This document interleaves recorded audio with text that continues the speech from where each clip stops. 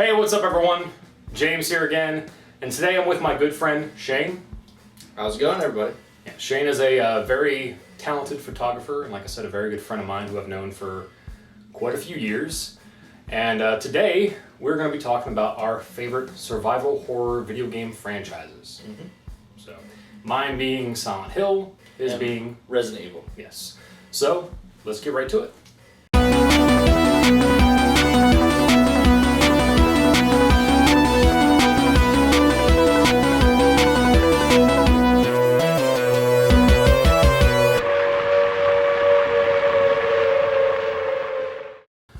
Alright, well since you're my special guest, we're going to go ahead and start with you. So what Resident Evil game are you going to talk about first? Well, the first one is the original. Back in 1996 this came out. Resident Evil is based on it's kind of like George Romero films, if you think about it. It's the classic zombie films. It's about a group of police officers known as the STARS unit going to investigate a case of murders, and it leads up to them in the Arklay Mountains. Well, they find out that this mansion that they run into houses zombies, monsters, giant snakes, and all kinds of really messed up things. And there's a lot of betrayal with one of the characters in the game too. So that's my favorite game. One of the many I have. This is the original, back from 1996 that I have. I was lucky to get this. Only been played once, and still has all the books, and the disc is still fairly clean. It's a awesome find that I got out of this too. So, to be fair, it's not easy to come across that particular copy, but if you do want to play the game, I think there's an HD remake, right? There is the remake, yes, yeah. But they also have the director's cut, which came out back in 1998, right when they were bringing back Resident Evil 2, when Resident Evil 2 was coming out. Which is much cheaper. Yeah. For me, I'm just going to go down the line. I think you're doing the same thing pretty much. So first up for me is obviously the very first Silent Hill on the original PlayStation. Now this wasn't the first Silent Hill game I played, but once I got introduced to the series, I had to check it out. In this one you play as Harry Mason, who's on vacation with his daughter Cheryl, and on the way there they see a figure of a young girl on the road which causes them to swerve and crash. And shortly afterwards, Harry wakes up after being knocked unconscious and realizes his daughter is missing. So you go out looking for her, and you come across this religious cult that's trying to birth a demon, and somehow, some way, your daughter is tied into all this. I feel like that's about as much as I can say without revealing too much about the story. But this game gave us all the trademarks that we know and love about Silent Hill, like the fog, which most people know, but some may not. It's a technique used by game developers to basically limit draw distance, because games back then couldn't render, very far away distances. So you'd have constant pop-ups and stuff like that. It was kind of ugly, but it's really cool that they took this technique and this limitation and made it, a trademark for the series, because Silent Hill wouldn't be Silent Hill without the fog. We also got the radio, which was a way for us to basically be warned of nearby monsters, although I always thought it sounded more like a telephone. And you would think that being warned that there's monsters nearby with the radio going off would make the game less scary. For me, it always kind of added another level of kind of unease, I guess you could say. And like the games that follow, there's, riddles that you have to solve, so it's not just about, fighting monsters and all that kind of stuff. You do have to, figure out riddles to continue on your path, which can sometimes be pretty challenging. And we also had multiple endings, which was pretty cool, and it kind of added some replay value. You had the good plus ending, there was the good ending, the bad, and the bad plus ending. And you got those by different things that you did throughout the game. And then there's also the infamous UFO ending, which is pretty silly. Some people may not know, I actually recently found out that there was actually a Game Boy Advance play novel that was only released in Japan. Oh wow, that's pretty cool. I did not know about this until recently. I don't have it in my collection, but eventually it will make its way. It's the same with Resident Evil. They have a Game Boy Color game that was only released in Japan, but it was never fully finished, but they released the game anyway. It's really hard to find, but one of my friends got a copy for $10. It's like, really? So I'm going to try to find that as well. So Yeah, Japan, they got a lot of good stuff. yeah, they do.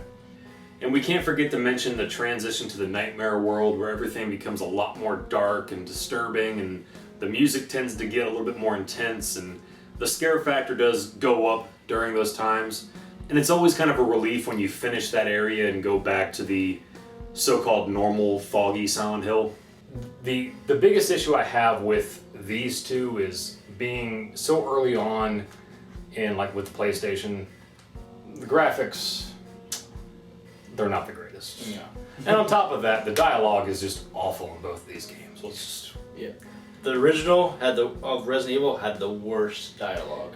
Yeah, and this is no different. So, Yeah. radio. What's going on with that radio? Radio. What's going on with that radio? But, no, it's still a great game. Recommend checking it out. And this one is the game that actually got me into Resident Evil. Resident Evil 2. This is not the original copy, obviously. This is the imported Japanese edition right here. That also came out in 1998. But what really got me into this is this one. The story is about a cop and a girl who different backstories. They run into each other in the very beginning of the game, and one is Claire, who is the sister of Chris Redfield from the first game, and the other one is Leon S. Kennedy, who's a rookie police officer just starting out. So they both are going to Raccoon City, and they find themselves in a worse situation than the Stars team did. But yeah, this is an import. I actually just got this this year, actually, at a convention I was working at. I do not have the original anymore that I had. I sadly lost that when I was younger. This is probably one of my best finds besides the original Resident Evil. So this is one of my favorite collection items right here. So Yeah, that one is pretty cool. I mean, for one, it's also sealed. Mhm. So, Also, side note, George Romero actually directed 2 commercials for Resident Evil 2 in Japan for the release of the game. So I think that's really awesome. Alright, so next up, we have a game that I'm going to have to limit myself on talking about. And Shane knows why. Which is Silent Hill 2. So this was the game that got me into the series. Now this one isn't a direct sequel to Silent Hill. It's basically a completely different story. But in this one we play as James Sunderland, who has come to Silent Hill after receiving a letter from his wife telling him to come find her in their special place. But the catch is his wife has been dead for 3 years. So immediately I was kind of like, okay, that's kind of interesting. How is this going to end? And then the more you play through the story, the more you uncover the truth, and it gets pretty crazy.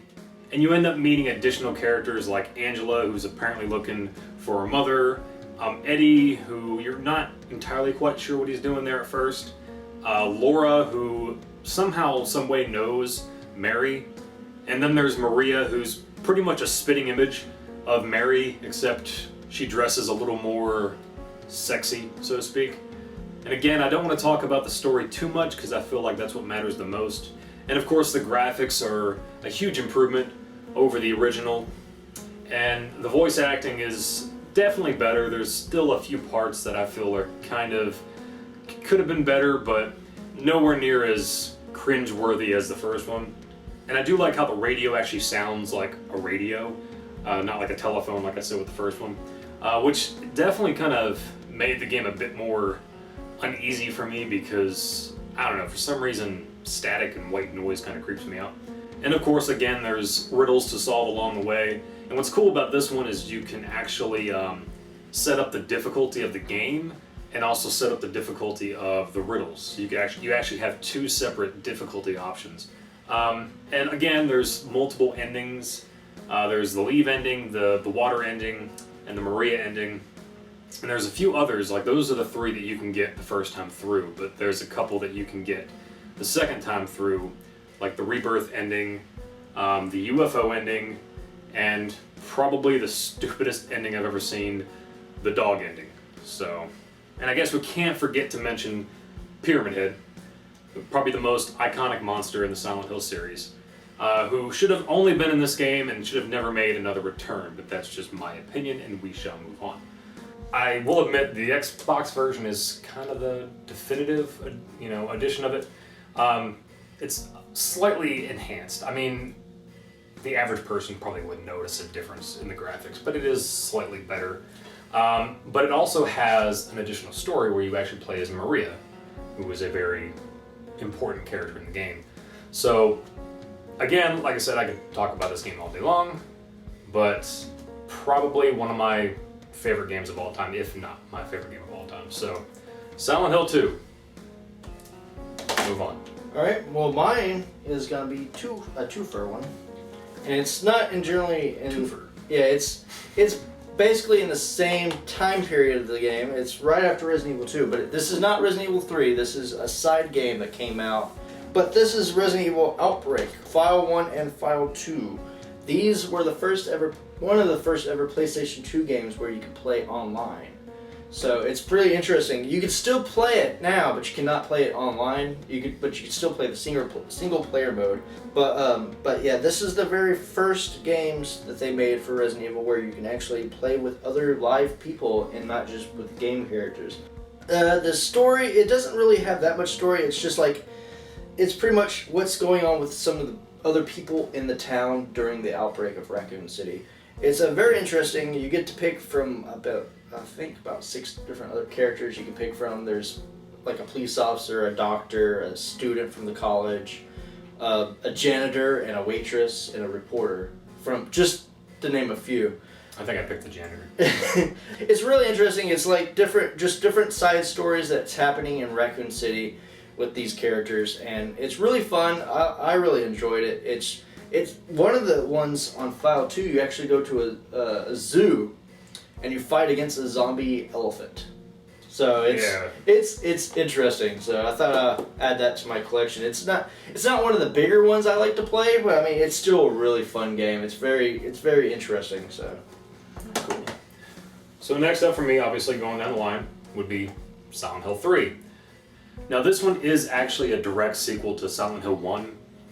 Sadly, I've only played this one a couple of times, primarily because when it came out, I didn't have a PlayStation 2, and it was only released on the PS2. So we never got an Xbox release, which was kind of a disappointment, but I actually ended up borrowing a PlayStation 2 from a buddy of mine just so I could play this game. But anyway, in this one you play as Heather, who ends up falling asleep at the mall. She wakes up after having a pretty bad nightmare. She ends up calling her father to let her know she's on her way home, and that's where she's stopped by a detective named Douglas who claims to have been hired to track her down because he has information about her past. And Heather's not very interested, so she ends up getting away from him. After that, weird things start happening. Monsters start showing up in the mall. And eventually you run into Claudia, who starts talking about bringing paradise back to the world, and that Heather needs to remember who she really is. So after that, as you progress through the game, you learn about who you really are. And I can't really go much further into it because it kind of reveals the real ending of Silent Hill, the original Silent Hill. The thing about this one is there wasn't as many alternate endings as the previous two, but there are a ton of unlockables, so it does still have some replay value. For example, there's a bunch of costumes that you can unlock for Heather to wear throughout the game, and there's quite a few interesting weapons that you can unlock as well. But probably the most hilarious thing is once you've beaten the game, you can actually use the Konami code to basically make it to where Douglas is in his underwear for the entire game. Like I said, I haven't played it as much as the others, but it's still a great game. The next one I'm going to talk about is Resident Evil Code Veronica X. Sadly, this is not the original copy. The original copy came out for the Sega Dreamcast, which I need to find to add to my collection, but this is the version that came out later on, I think a year or two later for the PlayStation 2. It also came with a demo for Devil May Cry. But the story is you play as Claire Redfield again, and this time she is throwing a little mischief into the Umbrella Corporation. That's the part of the Resident Evil, the evil scientist group. She gets caught in France, apparently, trying to destroy one of their European companies. And gets caught. But the thing is, the reason why she got caught is because she's still looking for her brother Chris. She still hasn't found him. Well, she finds herself in a little bit more of an interesting with some really weird twins. Who one of them's a crossdresser who pretends it's the other twin, which is more weird because one's a guy, one's a girl. Ah. So you get Albert Wesker returns from the first game, and you're just pretty much more out of luck this time because you're on an island with zombies instead of a city, and then you're in Antarctica with zombies. Oh wow! So yeah, it's a very interesting story. It's harder to get into, but this is a very interesting game right here. I really enjoyed it. Sadly, like I said, it's not the original copy since it's PlayStation 2, not the Sega Dreamcast. But I'm hoping to get that into my collection pretty soon. So next up is probably, I wouldn't say the most controversial Silent Hill game, because I think after this point, every game was kind of controversial. But this one kind of started it, which was Silent Hill 4, The Room. Now this one didn't start off as a Silent Hill game, but I guess during development they decided to make it part of the franchise. But in this one you play as Henry Townsend, who has been locked in his apartment for 5 days. He can see outside, he can hear people outside, but nobody can seem to hear him. And eventually a hole appears in your bathroom, and like any sane person you decide to explore to see where it goes, which I'm not gonna lie, if I was locked in my apartment for 5 days, I'd probably venture down a mysterious hole as well. And this is basically how you travel from your room to the outside world. So your room kind of basically acts like a hub, and this is where you'll go to save your game. There's also a chest in your room where you can store items. And I will say at first I was kind of frustrated by this because I'm just so used to being able to carry an unlimited amount of items. But this one, it kind of added to the survival horror aspects of it because you could only carry so much with you to the outside world. So, you could either choose to stock up on, weapons or stock up on health. You had to make, a choice. And also the thing about the room was it was kind of like your safe space. But over time, that feeling of comfort basically goes away because there's certain hauntings that start to occur in the apartment, and you have to find a way to basically get rid of those hauntings. So eventually there's no escaping the nightmare that is Silent Hill. But anyway, back to the story, you end up finding out there's this serial killer named Walter Sullivan who's performing a ritual called the 21 Sacraments, which involves him killing 21 people, and each person kind of serves a purpose in the ritual itself. And you end up getting involved near the end of the ritual, and you actually basically witness his last remaining victims, and somehow you're involved in this as well. And much like Silent Hill 2, this is pretty much its own unique story, but it does have some connection to Silent Hill 2. You actually come across a newspaper article that talks about Walter Sullivan, and it also references two of his victims, Billy and Miriam, I believe, who were children that he basically murdered in front of their house. And the other thing that ties it to Silent Hill 2 is the fact that your landlord's last name is actually Sunderland. And it's just too coincidental that him and James share the same last name. They don't directly say that he's James's father, but there is one point in the game where they kind of reference what may be the true ending of Silent Hill 2. But anyway, the big thing that people seem to not like about this one was the fact that you had to go back and revisit the same places twice. And I can kind of get that. I wasn't a huge fan of that, but again, the story I really enjoyed, and I just kept wanting to find out more and figure out what was going on. And again, there are multiple endings depending on how things pan out. So, I'm not gonna lie, I love this game. But I get why people didn't like it.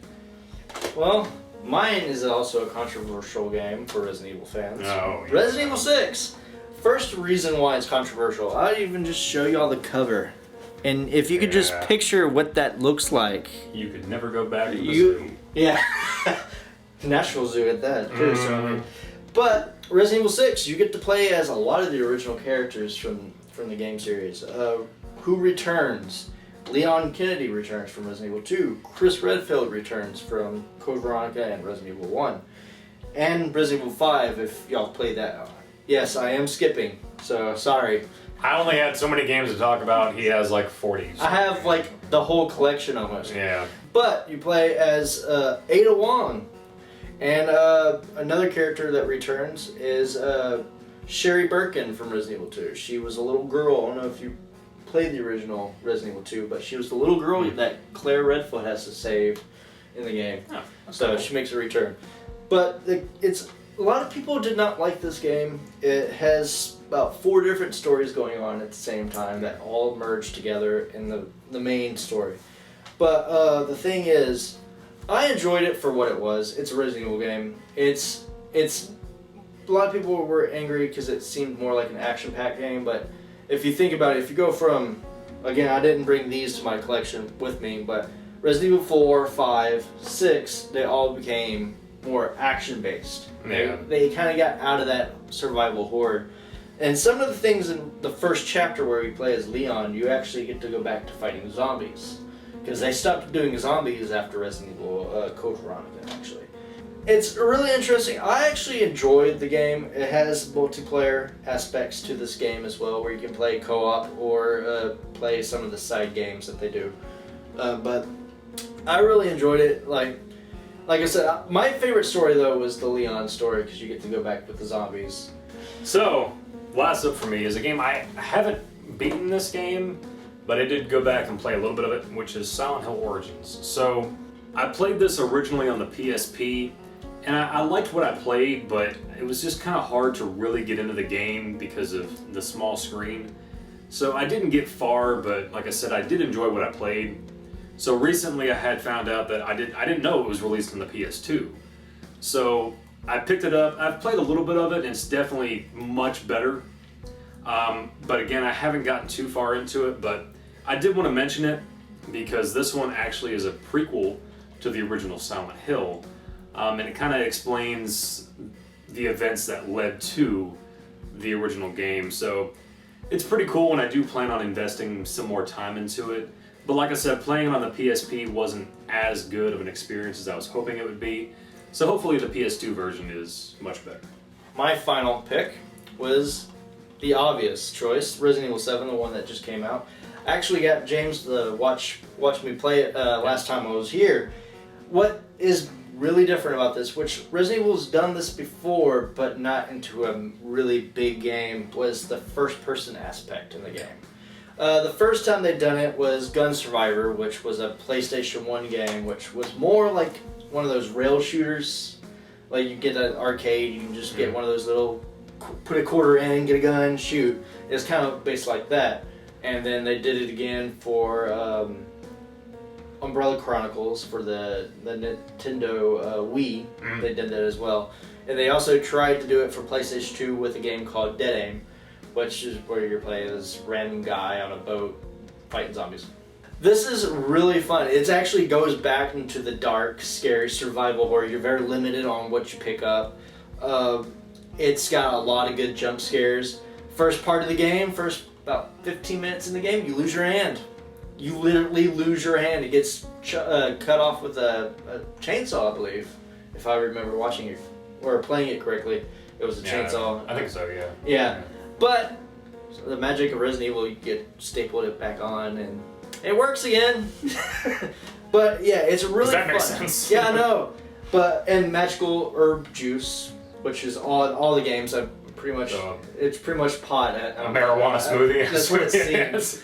But I mean, it really brings back that creep factor that Resident Evil 1 had, where it had the jump scares. Like in the very first Resident Evil game, you walk down this long hallway. I don't know if you remember it, but as soon as you walk down the hallway, 2 dogs, zombie dogs, jump out the windows. Oh, yeah. That was the biggest scare.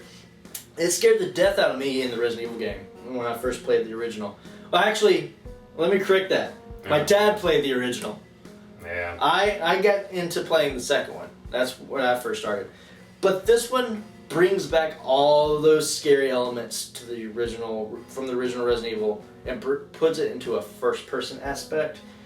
But yeah, I highly, highly recommend this game. So. Alright, well anyway, I'm sure we could probably talk about these games all night long, so we'll go ahead and wrap it up. So anyway, where can people find you? You can find me on my Instagram or on my Facebook page, Sydney Vincent Photography. So that's my main pages that you can find me at.